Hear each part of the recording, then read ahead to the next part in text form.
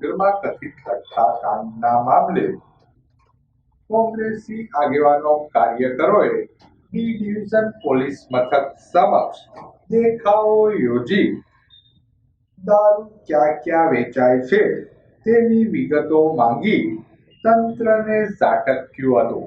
ભાવનગરમાં કથિત હત્યાકાંડ જેવી ઘટના બનતા શહેર કોંગ્રેસ પ્રમુખ લાલબા ગોહિલ, પૂર્વ ધારાસભ્ય કનુભાઈ બારૈયા સહિતના આગેવાનો ડી ડિવિઝન પોલીસ મથક ખાતે દોડી ગયા હતા.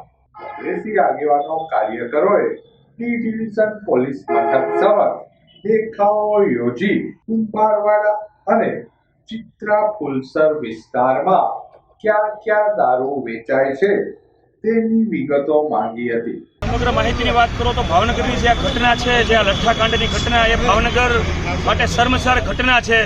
એક આ બોધપાઠ લેવાની ઘટના છે. તમે જુઓ તો પોલીસનું કામગીરી કરવા દેવામાં આવતી નથી. રાજ્યના ગૃહમંત્રી જ્યારથી હર્ષભાઈ સંઘવી બન્યા છે ત્યારથી પોલીસનો ઉપયોગ માત્ર કોંગ્રેસના નેતાઓને દબાવવા માટે કરવામાં આવે છે.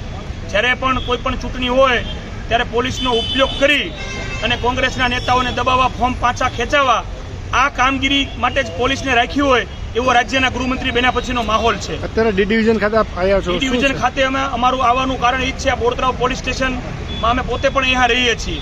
ખાસ કરીને અમે એસપી સાહેબ પાસે, આઈજી સાહેબ પાસે પણ જવાના છીએ, કલેક્ટરશ્રી પાસે પણ જવાના છીએ.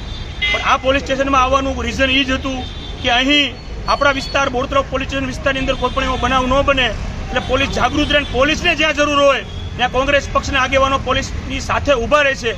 એ માટે જ અમે અહીંયા આવ્યા છીએ. ક્યાંય પણ એવો બનાવ હવે ન બને એની પણ જાગૃતતાથી ધ્યાન રાખવું એ અમે પોલીસને અહીંયા કહેવા માટે આવ્યા છીએ.